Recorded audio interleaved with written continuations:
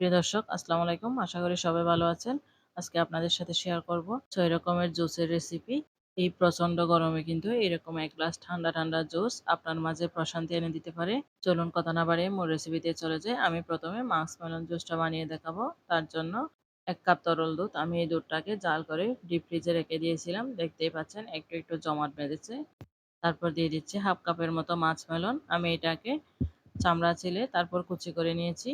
এরপর দিয়ে দিচ্ছি ৩ টেবিল চামচ চিনি আর ১ কাপ ঠান্ডা পানি দিয়ে এগুলোকে ভালোভাবে ব্লেন্ড করে নিব। আমি যেহেতু এখানে ঠান্ডা দুধ আর ঠান্ডা পানি দিয়েছি তাই বরফ কুচি এড করিনি। যে দেখতেই পাচ্ছেন ব্লেন্ড করা হয়ে গেছে। আমার মাস্কমেলন জুস রেডি। এখন পরিবেশন করার পালা। এটাকে আপনারা মাস্কমেলন লাচ্ছিও বলতে পারেন। এরপর চলে যাচ্ছি বাকি জুসগুলো তৈরি করতে। আমি প্রথমে যে ফল দিয়ে জুস বানাবো সেই ফলগুলো ব্লেন্ড করে নিব। আমি আগে তরমুজ ব্লেন্ড করে নিচ্ছি। কয়েকটা তরমুজের টুকরা আর ঠান্ডা পানি দিয়ে ব্লেন্ড করে নিব। এখানে আপনারা চাইলে চিনি দিতে পারেন। আমি চিনিটা অ্যাভয়েড করেছি।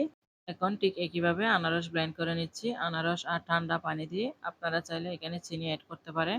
আনারস ব্লেন্ড করার পর এখন পুদিনা পাতা ব্লেন্ড করে নিচ্ছি। তার জন্য কিছু পুদিনা পাতা দিয়ে দিয়েছি। আর 1/2 চা চামচ বিট লবণ, ৩ টেবিল চামচ লেবুর রস, ঠান্ডা পানি দিয়ে ব্লেন্ড করে নিচ্ছি। এখন ২ টেবিল চামচ চিনি দিয়ে আবার ব্লেন্ড করে নিব।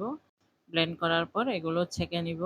এখন চলে যাচ্ছি ড্রাই ফ্রুটসের মিল্কশেক বানাতে। তার জন্য দিয়ে দিচ্ছি ২ টেবিল চামচ গুঁড়ো দুধ। গুঁড়ো দুধের পরিবর্তে আপনারা তরল দুধ ডিপ ফ্রিজে রেখে হালকা জমিয়ে তারপর ব্যবহার করতে পারেন।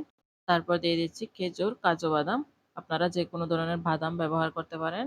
এরপর এড করছি ঠান্ডা পানি, ২ টেবিল চামচ চিনি। এখন ভালোভাবে ব্লেন্ড করে নিব।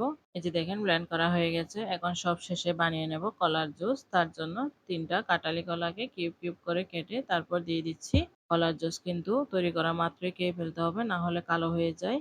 তারপর দিয়ে দিচ্ছি ৩ টেবিল চামচ চিনি, ১ টেবিল চামচ গুঁড়ো দুধ, ৪ থেকে ৫ টা কাজু বাদাম আর ঠান্ডা পানি দিয়ে ভালোভাবে ব্লেন্ড করে নিব। সবগুলো কিন্তু ব্লেন্ড করা হয়ে গেছে। এখন পরিবেশন করার পালা। এটা হলো ড্রাই ফ্রুটস এর মিল্কশেক, এটা কলার জুস, এটা হলো তরমুজের জুস। তরমুজের, আনারসের আর পুদিনা পাতার জুসগুলো আমি ব্লেন্ড করার পর ছেঁকে নিয়েছি। এগুলো অবশ্যই ছেঁকে নিবেন, না হলে খেতে ভালো লাগবে না। এই জুসগুলো আপনাদের কেমন লেগেছে লাইক দিয়ে কমেন্ট করে জানাতে পারেন।